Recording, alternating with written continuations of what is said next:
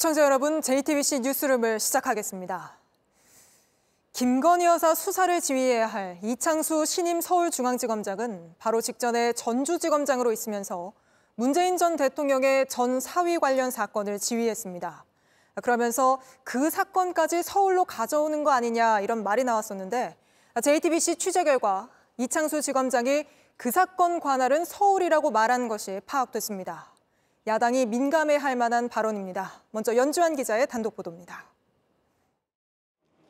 이스타 항공을 만든 이상직 전 민주당 의원은 2018년 중소벤처기업진흥공단 이사장으로 임명됐습니다. 이후 문 전 대통령의 전 사위 서모 씨가 타이 이스타젯 고위 임원으로 들어갔습니다.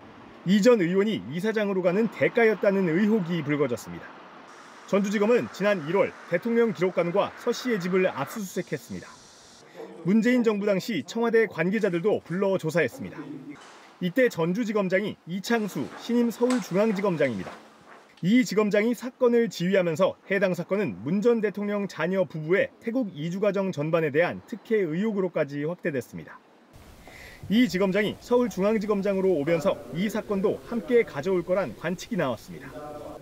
그런데 JTBC 취재 결과 이 지검장이 관할지가 서울에 있는 건 맞다는 취지의 입장인 것으로 파악됐습니다. 수사 대상이 전 정부 청와대 인사들이고 범죄지 또한 청와대로 볼 수 있다는 걸로 해석됩니다. 이 지검장은 사건이 많이 진행됐다고 평가하고 있는 걸로 파악됩니다. 그 문제는 제가 혼자 결정할 수 있는 문제는 아니고 또 인사와 관계없이 누가 맡더라도 여튼 그 사건은 제대로 수사가 될 것이라고 생각합니다. 아직은 신중한 모습이지만 이 지검장이 밝힌 입장을 고려하면 서울중앙지검으로 가져올 가능성은 높습니다. JTBC 연지환입니다. 이런 상황 속에 이창수 서울중앙지검장이 오늘 처음으로 이원석 검찰총장에게 대면 보고를 한 걸로 확인됐습니다. 김건희 여사 소환 문제나 문재인 전 대통령 전 사위 관련 사건을 가져오는 문제 등 주요 현안에 대한 얘기가 오간 걸로 보입니다. 이어서 박병현 기자입니다. 서울중앙지검장은 매주 목요일 검찰총장에게 정기 보고를 합니다. 어제 이창수 신임 서울중앙지검장의 취임식이 있었습니다. 이 때문에 오늘 첫 대면 보고가 있었던 걸로 JTBC 취재 결과 확인됐습니다. 김건희 여사 수사가 이제 막 시작된 데다 이번 검찰 인사를 놓고 총장 패싱의 불신임 논란까지 있어 더 주목됐습니다. 오늘 대면 보고에선 김 여사 수사와 문 전 대통령 전 사위 특혜 의혹 수사 등 주요 현안에 대한 의견을 나눈 걸로 보입니다. 검찰 인사 뒤 여야 모두 검찰을 비판하고 있습니다. 야권에선 이번 검찰 인사가 김건희 여사 수사를 막기 위한 것이라고 주장합니다. 김 여사 명품백 사건 수사를 이원석 검찰총장이 지시한 뒤 김 여사 조사가 필요하다는 입장이었던 중앙지검 지휘부가 바뀌었다는 겁니다. 여권에선 이원석 검찰총장이 이끈 검찰이 야권 수사에 미적거린다는 비판이 나왔습니다. 문재인 전 대통령 전 사위 특혜 의혹이나 민주당 전당대회 돈봉투 사건 등도 속도를 내야 한다고 주장한 겁니다. 오는 20일엔 윤석열 대통령 부부를 고발한 백은종 서울의 소리 대표가 소환 조사를 받습니다. 그리고 이달 말 중간 간부 인사가 마무리된 뒤 검찰이 김 여사 수사를 어떻게 진행할지 관심이 모아지고 있습니다. JTBC 박병현입니다. 정치권에서는 오늘 조국혁신당의 조국 대표가 4년 중임제 개헌을 통해 대통령 임기를 바꾸자며 윤석열 대통령의 임기부터 4년으로 단축하자고 했습니다. 앞서 이재명 대표도 4년 중임제에 찬성했던 만큼 야권발 개헌 논의가 22대 국회에서 불이 붙을 수 있습니다. 먼저 최규진 기자입니다. 조국혁신당의 조국 대표는 22대 국회가 개원하면 개헌특별위원회를 설치하자고 제안했습니다. 개헌을 통해 대통령 5년 단임제를 4년 중임제로 바꾸고 한 차례만 연임할 수 있도록 하자고 했습니다. 1987년 헌법이 대통령 단임제를 채택한 이유는 딱 하나입니다. 독재 정권의 장기 집권을 막기 위해서였습니다. 국민 역량을 믿고 대통령 중임제를 채택할 시점이 됐습니다. 그러면서 차기 대통령 선거를 2026년 6월 지방선거와 함께 실시하자고도 제안했습니다. 민주당은 대통령의 거부권 제한을 위한 원포인트 개헌을 주장하는 등 개헌의 필요성에 공감한다는 입장입니다. 이재명 대표도 대선 후보 시절 공약으로 내세운 데 이어 지난해 신년 기자회견 등을 통해 4년 중임제에 찬성한 바 있습니다. 이제 시대가 달라졌고 국민은 변화를 요구합니다. 이미 수명을 다한 현행 대통령 5년 단임제를 4년 중임제로 바꾸어서 책임 정치 실현 그리고 국정 연속성을 높여야 합니다. 개헌은 국회 재적의원 수의 3분의 2인 200명이 동의해야 하는데 제22대 국회 범야권 의석 192석 외에 여권에서 8석의 이탈표가 나오면 통과가 가능합니다. 민주당 한 의원은 여당에서도 임기 단축이 다음 대선에서 유리하다고 생각될 경우 이탈표가 나올 수도 있다고 주장했습니다. 국민의힘 추경호 원내대표는 대통령 4년 중임제 등은 22대 국회 개원 후 입장을 정하겠다고 했습니다. JTBC 최규진입니다.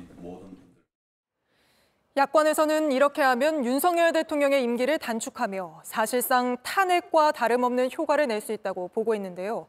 현실적으로 넘어야 할 산이 만만치 않다는 분석도 적지 않습니다. 이어서 구혜진 기자입니다. 야권이 주장하는 4년 중임제의 핵심은 윤석열 대통령의 임기 역시 1년 단축해야 한다는 겁니다. 대통령 선거를 지방선거 때 함께 실시할 것을 요구합니다. 이를 위해 부칙 조항을 두어 현직 대통령 재임 기간을 조정할 수 있을 것입니다. 명분은 대통령과 국회의원의 임기를 엇갈리게 맞춰야 한다는 겁니다. 총선과 대선을 2년 차이로 치러야 국회와 정부가 서로 견제를 할 수 있는데 2026년에 대선을 치르면 총선 주기와 맞아떨어진다는 겁니다. 다만 2027년 5월까지인 윤석열 대통령의 임기가 1년 가까이 단축됩니다. 사실상 대통령 탄핵에 준하는 개헌인 셈입니다. 탄핵 추진은 법적 정치적 부담이 큰 만큼 비슷한 효과를 낼 수 있는 개헌을 앞세운 것으로 보입니다. 조국 혁신당 관계자는 탄핵은 국정 운영이 중단되고 국론이 분열되는 어려움이 있는 것이 사실이라며 개헌은 여권에도 부담이 적을 것이라고 말했습니다. 다만 야당이 개헌을 일방적으로 추진할 경우 여론의 역풍은 넘어야 할 산입니다. 여권에선 현직 대통령의 임기를 단축하는 건 위헌에 해당한다는 주장을 펼 수 있습니다. JTBC 구혜진입니다. 최상병 사건과 관련해 황명죄로 기소된 박정훈 전 해병대 수사단장 재판에 이 사건 핵심 인물 유재은 국방부 법무관리관이 처음으로 증인으로 나왔습니다. 유재은 관리관은 법정에서 사실상 이종섭 당시 국방부 장관이 특정인에 대한 수사는 언급하면 안 된다고 지시했다는 취지로 증언했습니다. 재판부는 이 전 장관을 증인으로 채택했습니다. 김민관 기자입니다. 누구누구 수사 언급하면 안 됨. 지난해 7월 31일 최상병 사건 처리 방법을 놓고 열린 회의에서 정종범 당시 해병대 부사령관이 적은 메모입니다. 이날은 이종섭 당시 국방부 장관이 김계환 해병대 사령관을 통해 해병대 수사보고서 경찰 이첩 보류를 지시한 날입니다. 해병대 수사단이 과실치사 혐의를 적용했던 임성근 전 해병대 1사단장을 명단에서 빼라는 지시로 해석되는 대목입니다. 정 부사령관은 최초 군검찰 진술에선 장관의 지시로 적은 내용이라고 했다가 한 달 뒤에는 유재은 법무관리관의 지시였다고 말을 바꿨습니다. 그런데 오늘 법정의 증인으로 선 유 관리관은 메모 내용이 내가 한 말은 아니라고 했습니다. 해당 메모가 본인이 한 말이 아니냐는 변호인 측 질문에 그렇다고 말한 뒤 그렇다면 장관이 한 말 아닌가라는 질문에는 그럴 수도 있다고 했습니다. 사실상 이 전 장관의 지시라는 취지로 답한 겁니다. 다만 대통령실의 지시는 없었다고 주장했습니다. 군사법원은 이종섭 전 장관을 재판 증인으로 채택했습니다. 이첩 보류 명령의 정당성 여부를 판단하기 위한 전제가 될 수 있다고 증인 출석 요청을 받아들인 건데 이 전 장관이 출석하면 메모에 담긴 수사 배제 지시와 이른바 VIP 경로설에 대한 진실 여부가 집중 추궁될 전망입니다. 이 전 장관 측은 재판에 출석해 증언하겠다고 밝혔습니다. JTBC 김민관입니다. 이런 가운데 오동훈 공수처장 후보자의 인사청문회가 오늘 열렸습니다. 미성년자 강제추행한 의붓 아버지를 변호한 전력이 새롭게 드러나는 등 부적절한 논란이 커진 상황인데 오 후보자는 일단 고개를 숙였습니다. 또 공수처가 수사 중인 최상병 사건과 관련해선 원론적인 차원이지만 대통령도 수사 대상이라고 했습니다. 박현주 기자입니다. 청문회장에 들어선 오동훈 후보자는 고개부터 숙였습니다. 가족 관련해서 그다음에 부동산 관련해서 지금 적절하게 처신하지 못한 점에 대해서 송구하게 생각합니다. 딸이 재개발 전에 땅과 건물을 사들인 것에 대해선 자문을 따른 거라고 했습니다. 합리적인 거래로 세무사가 그렇게 자문을 해서 거기에 따랐습니다. 체육계 첫 미투 가해자 소송을 대리하거나 미성년자를 강제추행한 의붓아버지 사건을 변호한 전력도 문제가 됐습니다.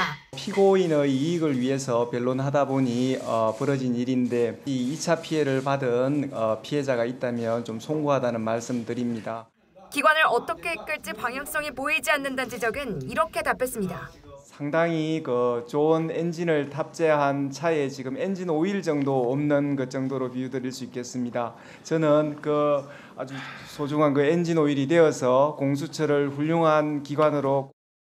최상병 수사 외압 의혹에 대해선 대통령도 수사 대상이라면서도 법과 원칙에 따라 수사하겠다며 원론적인 입장만 밝혔습니다.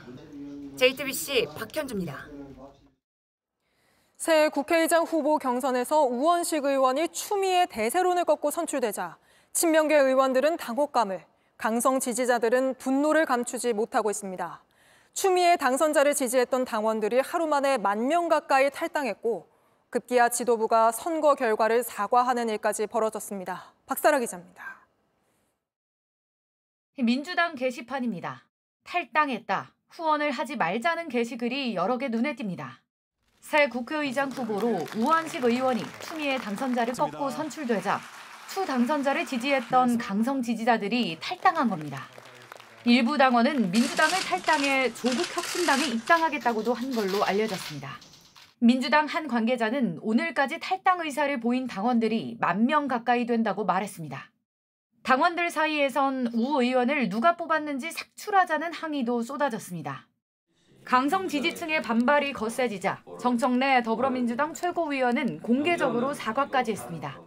어제 국회의장 선거 결과로 많은 당원과 지지자들께서 실망하고 분노하고 있습니다. 상처받은 여러분들께 미안하고 미안합니다. 우 의원은 지도부가 나서서 분열을 조정한다며 불쾌감을 드러냈습니다. 우리 당선자들의 판단과 당원들을 이렇게 분리시키고 그거를 갈라치게 하는 그런 게 아닌가. 그런 점에서 수석 최고위원으로서 아주 부적절한 발언을 했다. 비이재명계로 분류되는 일부 의원들은 겉과 속이 다르다며 수박이라고 비하하는 문자 폭탄을 받은 것으로 알려졌습니다.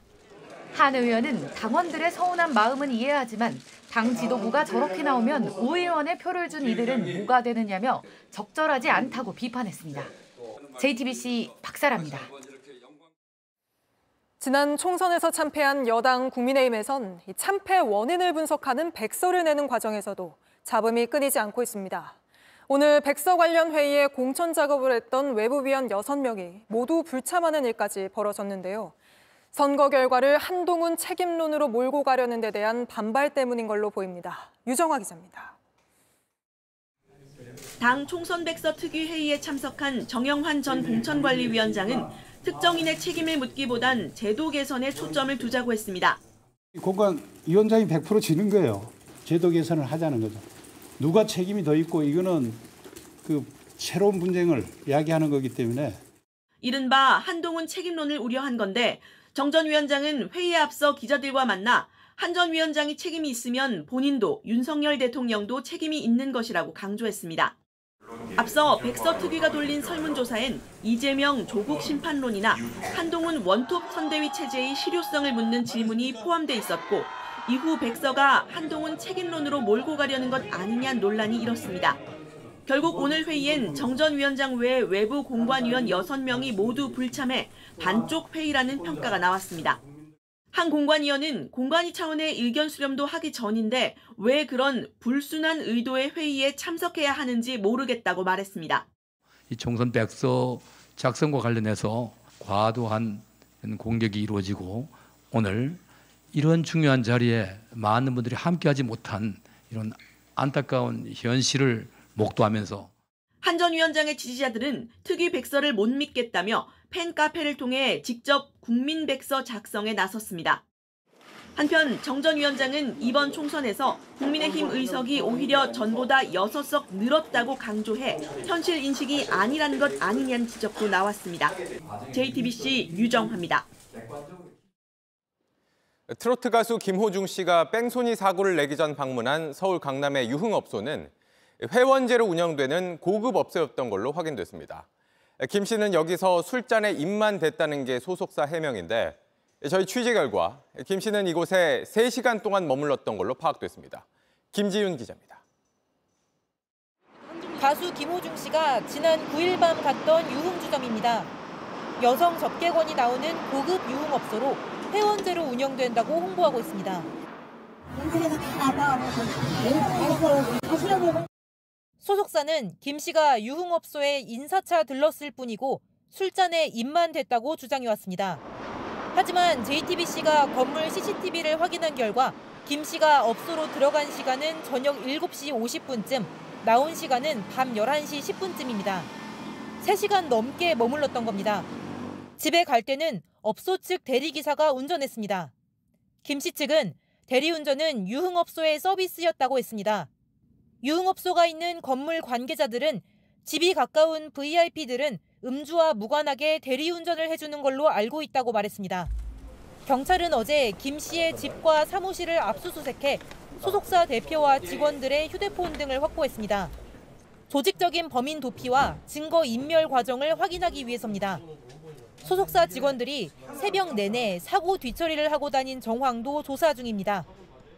3시인가? 4시인가? 남자 2분이 이렇게 걸어오는 이동 경로를 살핀다고 갖고 가셨어요. 3분인데 왜 2명이지? 그렇게 얘기하고 가셨어요. 경찰은 소속사 관계자들이 조직적인 거짓말을 한 걸로 보고 수사를 확대하고 있습니다. JTBC 김지윤입니다. 김호중 씨를 둘러싼 논란은 단순 뺑소니 사고를 넘어서 운전자 바꿔치기에 이어 증거인멸, 거짓 해명 의혹 등으로 연일 커지고 있습니다. 그런데도 김 씨 측은 음주운전은 하지 않았다는 주장을 고수하면서 예정했던 공연 일정을 강행한다는 방침인데 변호인으로 전직 검찰총장 대행까지 내세웠습니다. 정인아 기자입니다. 사고 직후 김호중 씨는 현장에서 도망쳤습니다. 그리고 매니저와 경기도에 있는 숙박업소로 갔습니다. 경찰은 차주가 김 씨인 걸 확인하고 수차례 연락했지만 무시했습니다. 그리고 17시간 만에 경찰서에 나와 조사를 받았습니다. 그 사이 소속사 대표는 매니저에게 김 씨 옷을 입고 자수하라고 했습니다. 또 다른 매니저는 차량 블랙박스 메모리를 폐기했습니다. 충돌 직후 접촉사고 처리했으면 끝날 일이었습니다. 소속사는 음주운전이 아니라고만 계속 주장하고 있습니다. 하지만 이젠 뺑소니의 증거인멸, 범인 도피, 공무집행 방해 등 셀 수 없이 많은 혐의가 더해졌습니다. 그리고 오늘은 조남관 전 검찰총장 직무대행을 변호인으로 선임해 김호중 살리기에 나섰습니다. 조 변호사는 윤석열 당시 검찰총장이 징계를 받은 뒤 총장 직무대행으로 일했습니다. 새로 부임한 이창수 중앙지검장과는 대검찰청에서 함께 근무했습니다. 김 씨는 내일부터 이틀간 경남 창원에서 열리는 콘서트도 강행합니다. 공연치가 안 됐어요. 아, 그러면 내일하고 모레 둘 다 창원에서 하는 건가요? 네, 합니다. 김 씨는 콘서트에서 이번 사건에 대한 입장을 밝힐 것으로 보입니다. JTBC 정인아입니다. 지난달 서울 신림동에서 배달 노동자가 벤츠 차량에 치여 숨지는 일이 있었습니다. 경찰 조사 결과 사고를 낸 20대 운전자에게서 마약 양성 반응이 나왔는데 이 운전자는 누군가가 마약이 섞인 술을 준 것 같다고 주장하고 있습니다. 한민정 기자입니다. 도로 옆에 바퀴가 널브러져 있고 잔해들이 나뒹굽니다. 50대 배달 노동자가 탔던 오토바이는 형체를 알아보기 힘들 정도로 부서졌습니다. 지난달 13일 저녁 7시 30분쯤 서울 신림동 당국사거리 인근에서 20대 벤츠 운전자 A씨가 배달을 가던 오토바이를 들이받았습니다. 이 사고로 배달원은 병원으로 옮겨졌지만 숨졌습니다. A씨 차량은 속도를 줄이지 않은 채 주변에 있던 차량도 잇따라 들이받았습니다. 그런데 사고를 냈던 20대 남성이 마약을 했던 것으로 확인됐습니다. 경찰은 A씨에 대한 마약 정밀 감정 결과 필로폰 양성 반응이 나왔다고 밝혔습니다. A씨는 지난 15일 경찰 조사에서 직접 마약을 구해서 한 게 아니라면서 누군가 주는 술을 마셨는데 마약이 들어있었던 것 같다는 취지로 진술한 것으로 파악됐습니다. 경찰은 A씨에 대한 구속영장 신청을 검토하고 있습니다. JTBC 한민정입니다. 인천의 한 구원파 계열 교회에서 17살 여학생이 온몸에 멍이 든 채 숨졌는데 부검 결과 학대 가능성이 있다는 결론이 나왔습니다. 경찰은 이 학생과 함께 교회에서 지내왔던 50대 신도에 대해서 학대 혐의로 구속영장을 신청했습니다. 이은진 기자입니다. 좁은 방에 침대와 빨래 건조대가 놓였습니다.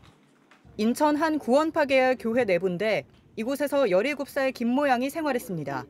지난 15일 김양이 밥을 먹다 갑자기 쓰러졌다는 신고가 들어왔습니다. 병원으로 옮겼지만 숨졌습니다. 팔과 다리에 멍자국이 있었고 손목에 결박한 흔적이 있었습니다. 학대가 의심됐습니다. 교회 측은 김양이 평소 뇌질환을 앓았고 몸 상태가 안 좋았다고 주장했습니다. 꺼지 수건으로 이렇게 손을 이렇게 묶어 놔야지만 애가 자해를 못할 거 아니에요. 보호를 할 거 아니에요. 하지만 부검 결과 학대 가능성이 있다는 소견이 나왔습니다. 경찰 관계자는 오랫동안 묶여 있거나 움직이지 못할 때 나타나는 폐색전증으로 숨졌다고 말했습니다. 숨진 김양은 지난 3월부터 이 교회에서 지냈고 학교도 나가지 않았습니다. 경제적 어려움을 겪던 김양 어머니가 50대 교회 여신도에게 맡긴 걸로 알려졌습니다. 어머니는 질문을 피했습니다. 그래서 뭐 학대당했다 뭐 이런 얘기가 나오는데 그런 얘기는 잘못했는지 모르겠어요. 경찰은 김양과 함께 지낸 50대 여성 신도에 대해 구속영장을 신청했습니다. 또 학대와 사망 사이 직접 관련이 있는지 조사를 이어갑니다. JTBC 이은진입니다. 어제 법원 판결로 정부의 내년도 의대 증원 계획이 사실상 확정되자 의사들 반발이 더 커지고 있고 집단 휴진을 더 늘리는 방안도 거론됩니다. 이 과정에서 의사협회 회장이 재판부를 겨냥해 대법관 자리 때문에 회유된 게 아니냐며 거친 말을 쏟아냈습니다. 강나현 기자입니다. 법원 판결이 난 다음 날 정부는 전공의 복귀를 가장 먼저 내세웠습니다. 전공의가 약 20명 정도 늘었습니다. 전공의 여러분들은 용기를 내어 수련병원으로 돌아와 주시기 바랍니다. 그러면서 추가 퇴로를 열어뒀습니다. 부득이한 사유로 휴가를 쓰거나 휴직을 해 수련을 못 받으면 예외로 인정하겠다고 한 겁니다. 이 경우 수련 공백이 석 달 넘더라도 구제받을 수 있습니다. 하지만 이외엔 전공의를 설득할 뾰족한 해법은 내놓지 못하고 있습니다. 기존 면허정지 처분은 아직까지 미뤄두곤 있다면서 20일까지 복귀하지 않으면 전문의 시험을 볼 수 없다는 점만 강조했습니다. 대응 계획은 계속 말씀드리지만 전공의들이 빨리 복귀하면 모든 문제가 해결이 됩니다. 의료계 반발은 더 커졌습니다. 오늘 제한고장을 제출한 가운데 대한의사협회와 교수단체는 공동 성명을 냈습니다. 재판부의 결정은 의대생과 전공의, 교수들이 필수의료 현장을 떠나게 만드는 결과로 나타날 것이라며 증원은 공공복리를 위한 게 아니라 이를 심각하게 위협할 것이라고 했습니다. 의협회장은 해당 판사가 개인적 이익을 위한 판결을 내렸다며 검증되지 않은 추측을 쏟아내기도 했습니다. 법원장으로 이제 갈 수 있는 그런 길이 있었는데 이분이 아마 어느 정도 대법관에 대한 그 회유가 있었지 않을까, 그런 생각이 좀 있습니다. 의료계는 교수들의 일주일 집단 휴진이나 개원이들의 집단 휴업도 검토하고 있습니다. 하지만 법원 결정 이후 동력은 떨어져 어느 정도 파급력이 있을진 미지수입니다. JTBC 강나현입니다. 그룹 뉴진스의 소속사 어도어의 경영권을 놓고 오늘 하이브와 민희진 대표 측이 법정 공방을 벌였습니다. 그런데 이 과정에서 멤버들을 보호하겠다던 양측이 멤버들 관련 주장과 자료까지 여과 없이 공개하면서 법정 폭로전을 벌였습니다. 조혜연 기자입니다. 지난달 하이브와 산하 레이블인 어도어의 갈등이 불거졌습니다. 하이브는 어도어 민희진 대표가 회사를 독립시켜 경영권을 확보하려 했다고 주장했습니다. 민 대표는 내부 고발에 대한 보복이라고 반박했습니다. 하이브는 이달 말 임시 주주총회를 열어 민 대표를 해임하겠다고 했고 민 대표는 가처분 신청을 냈습니다. 오늘 가처분 신문에서 양측은 강하게 부딪혔습니다. 민 대표 측은 하이브가 최근 뉴진스의 부모님들에게 긴 휴가를 언급했다며 민 대표가 해임되면 뉴진스 등에 회복할 수 없는 손해가 발생할 것이라고 주장했습니다. 하이브 측은 민 대표가 아티스트 대우 역겹다, 뒷바라지 끔찍하다고 말했다며 감사 과정에서 확보한 카카오톡 메시지를 추가로 폭로했습니다. 뉴진스 등 소속 아티스트를 상대로 이런 말을 했다는 취지로 보입니다. 방시혁 의장도 재판부에 한 사람의 악의적 행동이 많은 사람들이 오랫동안 만든 시스템을 훼손해서는 안 된다고 탄원서를 냈습니다. 민 대표 측은 JTBC에 실제 민 대표 측 발언이 맞는지는 확인이 필요한 부분이라고 밝혔습니다. 재판부는 24일까지 증거를 받아 살펴본 뒤 오는 31일 주주총회 전에 결론을 내리기로 했습니다. JTBC 조혜연입니다. 강원 산지에는 어제까지 이렇게 이례적인 폭설이 쏟아졌는데 하루 만인 오늘 대구 낮 기온은 28도까지 올랐습니다. 이틀 사이 날씨가 겨울에서 여름을 오갔는데 주말 동안에는 더 더워진다고 합니다. 이희령 기자입니다. 반팔과 반바지는 기본입니다. 내리쬐는 햇볕에 서둘러 양산을 씁니다. 아이스크림으로 더위를 달래봅니다. 오늘 대구 낮 최고 기온은 28도까지 올랐습니다. 서울도 비슷했습니다. 시민들은 다리 아래 그늘에서 시간을 보냈습니다. 낮에 나왔더니 너무 더워가지고 계속 제가 올리고 있었거든요. 약간 옷을 요즘 어떻게 입어야 될지 모르겠어요. 아이도 엄마도 반려견도 햇빛을 가려줄 모자를 썼습니다. 네, 저희 강아지 같은 경우에는 몸이 다 까매가지고 햇빛이 강하면 몸이 엄청 뜨거워져요. 밖에 좀 나가기 좀 힘들어진 날씨가 돼가지고. 그제 강원 산간에 한방눈이 쏟아진 것과 정반대 풍경입니다. 이번 주말엔 더 덥습니다. 내일 낮 최고 기온은 대구 29도, 강릉이 30도까지 오르겠습니다. 모레는 더 더워져 대구가 31도까지 오릅니다. 평년보다 1에서 5도 정도 높습니다. 다만 주말의 아침 기온은 15도 내외로 일교차가 10에서 15도 안팎으로 벌어지겠습니다. 태양으로 인한 지표면 가열이 활성화되고 밤에는 이렇게 받았던 열을 다시 대기 중으로 내뿜는 열기가 방출되는 복사 현상이 발생을 하기 때문에 낮과 밤의 기온차가 커지게 됩니다. 이런 가운데 기상청은 강원 산지를 중심으로 강한 바람이 불고 건조한 지역도 생겨 산불 등 화재에 주의를 기울여달라고 당부했습니다. JTBC 이희령입니다. 지난달 서울에서 파는 냉면 한 그릇 평균 가격이 12,000원까지 올랐습니다. 냉면 재료인 채소, 과일값이 오르면 냉면이 비싸지고 김값이 뛰면 김밥이 비싸지는 식으로 식자재 가격 인상이 외식 가격을 끌어올리고 있습니다. 정아람 기자입니다. 서울에서 냉면집을 운영하는 김정훈 씨는 올해부터 냉면값을 13,000원으로 1,000원 올렸습니다. 부자재들부터 해가지고 식재료들 많이들 들어가거든요. 그런 것들이 대부분 다 이제 뭐 10%, 20%, 많게는 뭐 한 40% 이상 오르는 것도 있고 해가지고 아무래도 좀 가격을 올리지 않을 수 없는. 가격을 인상하는 마음은 편치 않습니다. 작년에도 이렇게 올랐는데 올해 또 오르고 하니까 좀 불만이 있으신 분들도 계시고 해서 그런 부분들을 조금 더 어떻게 보완해 드릴 수 있을까. 지난달 서울 지역 냉면 평균 가격은 12,000원에 육박했습니다. 한 달 전보다 150원, 1년 전보단 800원 가까이 오른 겁니다. 육수와 고명에 들어가는 채소와 과일 값이 급등한 여파입니다. 다른 메뉴도 마찬가지입니다. 주요 재료인 김과 채소 가격이 뛰면서 4인 가족이 김밥을 사 먹으려면 1년 전보다 1,000원을 더 내야 합니다. 삼계탕과 비빔밥도 2,000원 넘게 더 듭니다. 먹거리 가공식품뿐 아니라 외식비까지 치솟자 서민들은 밥 한 끼 사 먹기가 부담스럽습니다. 외식값이 너무 많이 올라가지고 지금은 뭐 7,000원, 8,000원짜리는 찾기가 힘들잖아요. 칼국수 같은 것도 10,000원을 줘야 먹으니까 무서워서 외식을 못해요. 정부는 어제 간담회를 열고 외식업계가 물가 부담 완화에 동참해달라고 요청했지만 당장 가격을 내리긴 현실적으로 어려워 보입니다. JTBC 정아람입니다. 맥주에선 정체를 알 수 없는 점액질이 나오고 소주에선 경유 냄새가 나는 일이 발생해 위생 논란이 일었었죠. 조사 결과 문제가 된 맥주는 주입기 소독을 제대로 안 한 탓이었고 소주는 겉면에서 경유 성분이 나왔습니다. 황예린 기자입니다.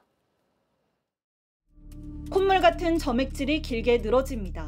하이트질로 강원 공장에서 제조된 필라이트 후레쉬 맥주입니다. 지난달 일부 소비자가 문제를 제기해 식품당국이 현장을 조사했는데 술을 캔에 넣어 밀봉하는 주입기 소독이 미흡했던 걸로 드러났습니다. 주입기를 소독할 때 살균제가 다 떨어져 세척제만 사용한 날들이 있던 겁니다. 식약처는 이 주입기가 젖산균에 오염돼 해당 맥주를 응고시킨 걸로 판단했습니다. 젖산균은 병원성 균은 아니고 술을 응고시키는 등 품질에 영향을 미칩니다. 식약처는 같은 업체에서 만들어진 참이슬 후레쉬 소주도 조사했습니다. 기름 냄새가 난다는 신고가 접수된 건데 제품 겉면에서만 경유 성분이 나왔고 내용물에는 검출되지 않은 걸로 나타났습니다. 다만 유통하거나 보관하는 과정에서 바깥에 있던 경유 성분이 뚜껑 틈새로 들어갔을 가능성도 있습니다. 해당 제품은 식당 주인의 신고와 처리 과정에서 논란이 있기도 했습니다. 계속 회수를 안 했다고만 얘기하죠. 회수를 안 해서 저희가 어떻게 못해요? 그러더라고요. 꽉꽉 묶어가지고 나가는 것까지 다 지켰는데. 하이트진로 측은 당시 식당 주인이 신고하는 것으로 이해했던 상황에서 빚어진 오해라고 설명했습니다. 식약처는 하이트진로 강원 공장에 과태료를 부과하고 전반적인 주류 보관 실태 점검을 강화할 계획입니다. JTBC 황예린입니다. 내일이면 5.18 민주화 운동이 44주년을 맞습니다. 1980년 그날 광주에서 무슨 일이 있었는지 입에도 못 올리던 시절을 지나 특별법이 만들어졌고 국가기념일로 지내고 있습니다. 하지만 모든 희생이 다 밝혀진 건 아닙니다. 손가락질이 두려워 말 못하던 5.18 성폭행 피해자들이 이제야 국가폭력에 남긴 상처를 증언하고 나섰습니다. 먼저 임예은 기자입니다. 내 꿈은 변하지를 않아. 80년대 거기에 딱 멈춰 있어, 꿈이. 신경안정제 8알을 먹고 누워도 매일 밤 무더웠던 5월에 광주로 돌아갑니다. 호랑창에 처박혀 있는 사람들, 학생들 찾으러 다니는 거, 막 헤매는 거, 그런 꿈을 꿔.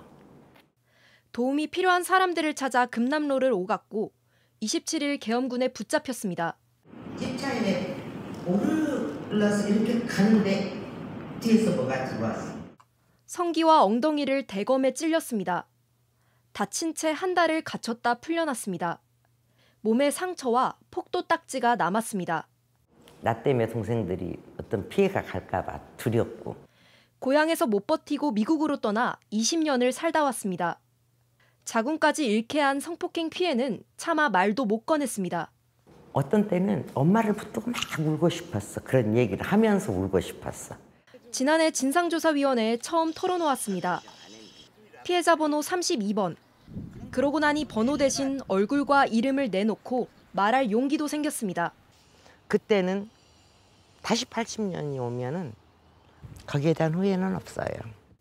이남순 씨를 포함한 16명이 지난해 국가로부터 5.18 성폭력 피해를 확인받았습니다. 국가의 어떤 테두리 안에서 여성이기 때문에 그 현장에 정말 무력하게 당했다는 건지. 지난달 피해자 10명이 한자리에 모였고 계속 만나기로 했습니다. 모임 이름은 열매입니다. 아픔을 가진 분들이 나타나서 이렇게 뵙게 되고 앞으로 이제 열매를 맺겠죠. 이런 피해를 입는 일도 피해를 숨겨야 하는 일도 없는 사회. 이들이 바라는 열매입니다. JTBC 임예은입니다. 5.18 피해 회복을 더디게 만드는 것, 바로 가짜뉴스입니다.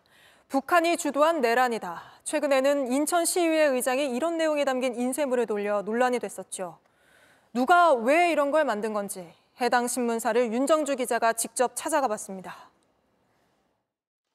지난 1월 인천시의회는 한 인쇄물 때문에 시끄러웠습니다. 허식 당시 의장이 의원들에게 돌린 스카이 데일리라는 이 신문. 일면 제목은 5.18은 북한이 주도한 내란입니다. 다른 면은 광주 시민을 북한 특수군, 이른바 광수로 지목합니다. 오래되고 끈질기게 살아남은 가짜뉴스입니다. 인쇄물을 왜 돌린 건지 묻자 이런 대답이 돌아왔습니다. 아니 신문 내용을 내가 저기 썼으니까 그 부분에 대해서는 저희 신문사에다가 얘기를 해야지. 그래서 이 신문사 직접 찾아가 봤습니다.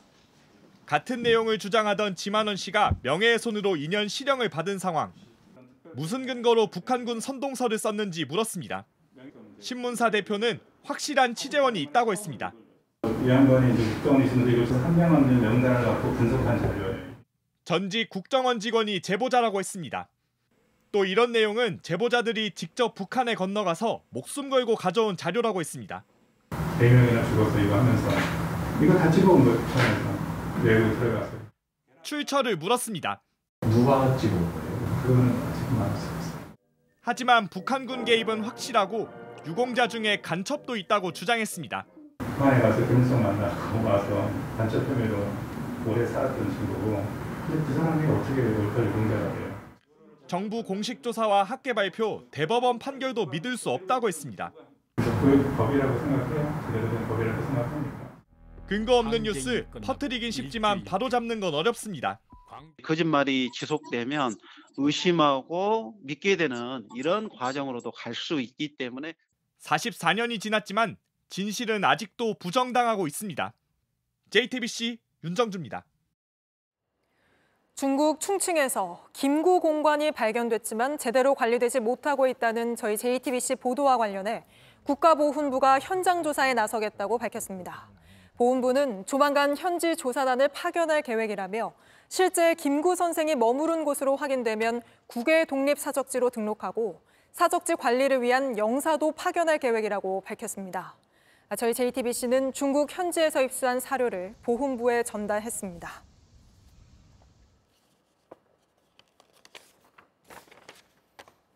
서울 수도권을 제외한 전국이 텅텅 비어가고 있습니다. 전국의 빈집, 지난해 10만 채 가까이 되는 걸로 나타났습니다. 농촌만 아니라 대도시도 이제 빈집이 늘어가고 있는데요. 저희가 전국에서 가장 빈집이 많은 도시 부산과 농촌 전남을 돌아봤습니다. 구석찬 정진명 기자입니다. 한때 이곳은 집을 구하려는 노동자들이 넘쳤습니다. 집 지을 공간이 모자란 언덕은 주택으로 빼곡히 들어찼습니다. 가까이 다가가니 멀리선 보이지 않던 게 보입니다. 공가, 빈집이란 글씨가 이 구역 200채 대문에 붙었습니다. 주인 없는 건물은 망가지고 흘러내립니다. 사고 위험이 도사립니다. 얼마 전에도 요 무너져가지고 119 왔다 가고 그랬습니다. 집이 비기 시작한 건 10여 년 전부터입니다. 인근 조선소가 쇠락하면서 지역 불황이 시작됐습니다. 함께 돌아본 전문가는 악순환이라고 했습니다. 자꾸만 가면 갈수록 골목이 누추해지니까. 불황에 주민이 줄고 슬럼화가 가속화되면서 인구는 더 줄고 있습니다. 빈집이 하나가 생기면은 빈집을 둘러싸고 있는 그 내 집은 그 빈집으로 인해서 주거 환경이 최악으로 떨어지잖아요. 부산 빈집 수는 5천여 채를 넘어가고 증가 속도는 빨라지고 있습니다. 이렇게 빈집은 또 다른 빈집들을 낳고 안전해야 할 우리 보금자리까지 위협하고 있습니다. 도시 기능을 좀먹기 시작한 빈집의 역습. 농촌의 상황은 어떨까요? 전남의 한 농촌 지역에 나와봤습니다. 마을 안쪽에 있는 이 집은 몇 년 동안 방치돼 있었는데요. 마당에는 잡초가 자라고 있고 창틀은 낡아 썩어가고 있습니다. 방 안엔 먼지가 내려앉았고 달력은 2014년에 멈췄습니다. 나이든 집주인이 사망하고 집은 빈 채로 남았습니다. 그냥만 몸이 안 좋게 돌아가시니까 이제 다녀간다니 여기가 살겠어요. 전남 지역 도로를 달리다 보면 곳곳이 빈집입니다. 7채 중에 한 채가 주인이 없는 상황입니다. 농촌의 빈집이 늘어나는 이유는 더 절박하고 단순합니다. 고령층이 사망하고 도시에 사는 자녀들은 돌아오지 않습니다. 이제 앞으로 10년이면은 이제 어머니들 다 돌아가시고 나면 이제 저하고 부녀이장하고 둘이밖에 없을 건데. 집을 구하고 싶어도 못 구하는 서울 수도권을 빼면 전국 어느 지역도 이제 빈집에서 자유롭지 못합니다. JTBC 정진명입니다. 네, 이런 빈집들 활용하려고 주민과 지자체 모두 안간힘을 쓰고 있습니다. 빈집을 소개해주는 유튜버도 있고 지자체는 빈집을 고쳐서 숙박업소 만들거나 월세 10,000원에 빌려주고 있습니다. 하지만 그래도 역부족인데 대책이 있을지 이어서 윤도열 기자가 취재했습니다. 마을로 들어온 낯선 남성은 카메라부터 꺼내 들었습니다. 낡고 오래된 집으로 들어가 방송을 시작합니다. 자, 오늘 소개시켜 드릴 집은 이 집입니다. 와, 풀도 무성한데요. 석가래가 상당히 멀쩡하다는 거. 허물어져가는 집에서 한참 혼자 떠드는 이 사람. 빈집 소개하는 유튜버 김경만 씨입니다. 4년 전 시작했습니다. 고향에 사람이 사라지고 추억 얽힌 집들이 비어가는 게 안타까워서입니다. 아, 여기가 예전에 약국하던 곳이에요. 여기가 약방이었어, 약방. 이런 빈집들 사연을 소개했고 살기 원하는 사람을 연결했습니다. 의외로 호응이 컸습니다. 구독자가 늘어갔고 50여 채 주인을 찾아줬습니다. 60대 이순희 씨도 이 방송을 보다가 마음에 드는 집을 찾았습니다. 하면 와봐야지 뭐. 3년 전 이곳에 정착했습니다. 빈집이라 큰돈 안 들이고 가능했습니다. 자연이 저한테 그래 수고했다. 그래 우리 같이 잘 살아보자 하는 것 같아요. 전국 지자체들은 빈집 활용법 찾기에 안간힘입니다. 골목길 끝에 있는 이 숙박업소, 빈집을 고쳐 만들었습니다. 도심에서도 빈집이 늘어나자 경북 경주시는 조례를 고쳐가며 지원 사업에 나섰습니다. 방치된 빈집이었다가 살짝만 이렇게 좀 고쳐도 손님들 반응이 너무 좋고. 전남 강진구는 직접 빈집을 수리해 월세 10,000원 받고 빌려줍니다. 필요한 사람이 맞춤형 빈집 정보를 얻을 수 있게 하려는 노력도 계속되고 있습니다. 이래도 역부족이라 오는 7월부턴 아예 농촌 지역 빈집 철거 명령 내리고 이행 강제금도 부과하겠습니다. 인구 감소가 가속화하는 가운데 빈집과 전쟁은 어쩌면 지금부터 시작입니다. JTBC 윤두열입니다. 미분양 아파트가 공매로 넘어가 기존 가격보다 싸게 팔렸습니다. 그러자 재감 내고 들어온 기존 입주자들이 반발하고 나섰고 경찰까지 출동해야 할 만큼 갈등이 빚어지고 있습니다. 오원석 기자가 취재했습니다. 멀리 보이는 저 아파트는 내가 살 집입니다. 그런데 들어갈 수가 없습니다. 근데요, 저희 집에 가보려고요. 집에요? 집에요? 저희 집이잖아요. 지난 2월 공매로 아파트를 산 이 여성, 2달 넘게 이사를 못하고 있습니다. 막아선 남성들도 이 아파트 주민입니다. 저희들은 그분들이 약속을 지켜달라고. 그게 읍산 서울시에 우리가 있는 행동하고 있잖아요. 지난 2022년 분양한 이 아파트는 146세대 가운데 25세대만 팔렸습니다. 121가구가 1년 넘게 미분양이었고 결국 공매로 넘어갔습니다. 분양가보다 3억 원에서 5억 원까지 싼 값에 팔렸습니다. 가격을 우리보다 한 3점 다운해서 그럼 이거는 할인 계약 아닙니까? 기존 입주자들은 떨어진 가격만큼 돌려달라는 소송을 시작했고 입구를 막았습니다. 한 달째입니다. 들어가려는 입주민과 막는 입주민, 결국 경찰까지 출동합니다. 자기 집에 들어가시는 분은 선생님들이 이분을 왜 막으시냐고 지금 막는 거 뭔가 불합리하게 한 게 있다면 네. 다툼은 점점 커집니다. 그 말이 아니라 거기에 대해서 여기 지금 못 들어가고 계시는 분 말 바꾸시는 걸 내가 정수한테 또 고발하세요. 건물을 또 막을게요. 결국 오늘도 내 집에 들어가 보지 못합니다. 전세로 있는데 그 집 오늘 5시에 보러 온다 해서 만약에 그게 약하면 저희 길거리에 앉아야 되거든요. 시행사는 공매로 팔린 거라 책임질 게 없다고 했습니다. 을끼리 다툼은 언제 끝날지 알 수 없습니다. JTBC 오원석입니다. 경기도는 장애인들이 불편함 없이 들어와 식사할 수 있는 장애인 모범 음식점이 수백 곳 있다고 홍보하고 있습니다. 그런데 저희가 곳곳을 돌며 취재해봤더니 휠체어가 진입하기조차 어렵거나 장애인 모범 음식점으로 지정된 사실조차 모르는 식당들이 많았습니다. 이한주 기자가 취재했습니다. 장애인 모범 음식점입니다. 휠체어를 타고 가봤습니다. 계단이 가로막습니다. 차를 피해 50m를 돌아가야 겨우 올라갈 수 있습니다. 계단이 있어서 좀 깜짝 놀랐고요. 코너 돌 때도 보면은 시야 확보가 안 되다 보니까 좀 위험했던 것 같고요. 그냥 단순히 문턱 없는 걸로만 지정이 됐다고 하니까 많이 아쉬워. 이번엔 문턱이 가로막습니다. 2층 식당도 장애인 모범 음식점으로 지정됐습니다. 정작 식당 주인은 지정됐다는 사실조차 모릅니다.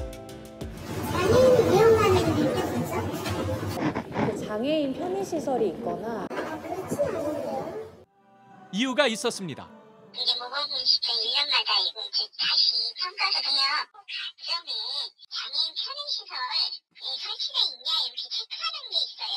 그래서 이 체크돼 있는 것만 저희가 올린 거였거든요. 일반 모범 음식점 평가를 하면서 장애인 관련 시설이 하나라도 있으면 업소에 따로 알리지 않고 모범 시설로 등록해 홍보한 겁니다. 이렇다 보니 경사로는 있지만 장애인 화장실이 없는 곳도 있습니다. 업주가 모르니 있던 시설을 없애기도 했습니다. 경기도에서 이런 식으로 지정한 장애인 모범 음식점은 705곳에 달합니다. 담당자분들이 그거를 할 때 제대로 교육을 시키고 저희는 그렇지는 않았었어요. 하다 보니까 이제 좀 못한 데도 있고 한 데도 있고 하다 보니까 좀. 보다 못한 장애인 단체에서 직접 나섰습니다. 장애인 주차구역이라고 있는데 이거는 형식으로만 돼 있는 거고 다주 현장 조사해가지고선 토대로 이용이 편리하겠다 하면은 어플에다 올려드리고. 장애인 관련 시설이 제대로 돼 있는지 확인할 수 있습니다.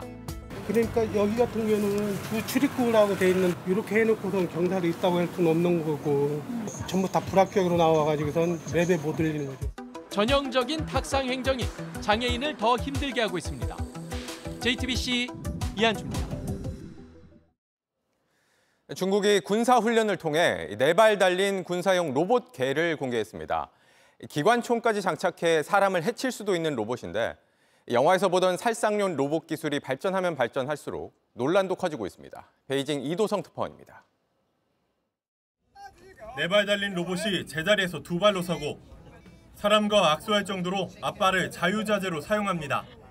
최근 중국이 공개한 로봇개입니다. 캄보디아와의 합동 군사훈련에서 선보였는데 등에는 무기까지 달렸습니다. 원격 제어로 적에게 공격을 가할 수 있는 자동 소총입니다. 실제 사격 모습은 공개하지 않았습니다. 엄지 손톱만한 로봇도 있습니다.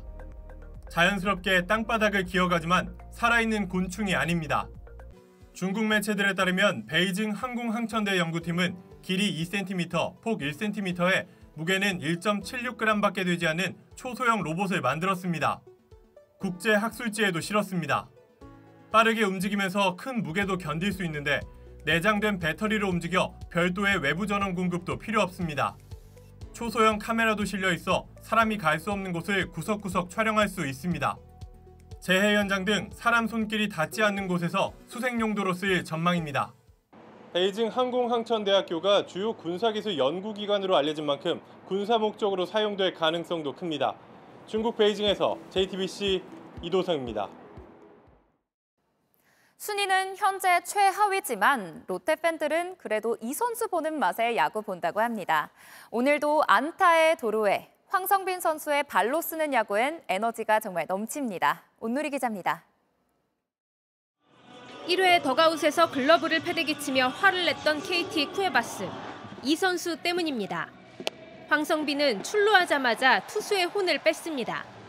견제 실책으로 2루로 갔고 폭투 때 3루를 밟았습니다. 얕은 외야 플레이에 홈까지 파고들었습니다.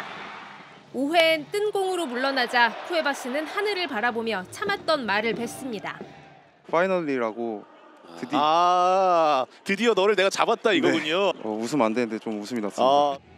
발 빠르고 재치 있는 황성빈은 사실 시즌 초엔 논란의 장면마다 중심에 섰습니다. 1루에서 갈까 말까 하는 심리전으로 강한 인상을 남겼는데 양현종을 화나게 한 이 장면은 황재균이 따라해 양현종을 웃게 만들기도 했습니다. 이 동작은 유행처럼 번져 프로야구의 밈이 됐습니다. 사실 저희 팀이라서 너무 든든하고 그런 도발도 귀엽게 마냥 귀여워 보이는. 파울 타구에 전력으로 달린 뒤 더가웃으로 천천히 걸어간 신경전 때문에 벤치 클리어링이 벌어진 적도 있습니다. 그래도 빠른 발로 한 발 더 뛰고 한 베이스라도 더 가려는 간절한 야구에 롯데 팬들은 흥분합니다. 발포 비타민으로 물에 넣으면 톡톡톡 이제 불어오르면서 비타민 같은. 몸을 던져 베이스를 훔치고 수비하다 부상당했던 만큼 팬들은 또 그럴까 걱정인데 황성빈은 이렇게 답했습니다. 제 위치도 낮은 것 같아가지고 지금은 그냥 앞만 보고 달리는 게 맞다 생각합니다. JTBC 온누리입니다.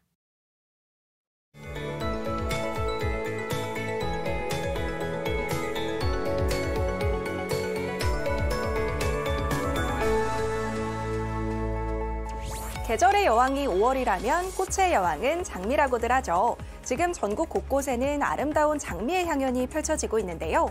모처럼 비 소식 없는 이번 주말에 장미 축제를 즐겨보시는 것도 좋겠습니다. 이번 주말 동안은 기온이 더 올라서 낮더위가 이어지겠고요. 그만큼 일교차도 크게 벌어지겠는데요. 들쑥날쑥한 기온 변화에 건강관리를 잘해주셔야겠습니다. 동쪽 지역과 제주도의 대기는 차츰 메마르고 있습니다. 특히 강원 영동과 부산, 울산은 바람도 강하게 불면서 작은 불씨도 큰 화재를 불러올 가능성이 높겠습니다. 내일도 미세먼지 걱정은 없겠고 하늘도 맑게 드러나겠습니다. 아침 기온은 서울 15도, 대전 13도, 강릉은 18도로 출발하겠고요. 낮 기온은 서울과 창원이 26도, 대구 29도, 강릉은 무려 30도까지 오르겠는데요. 초여름 더위와 함께 자외선도 강하겠습니다. 다음 주에도 낮 동안 더운 날씨가 지속되겠습니다. 날씨였습니다. 뉴스룸 저희가 준비한 소식은 여기까지입니다. 시청해주신 여러분 고맙습니다.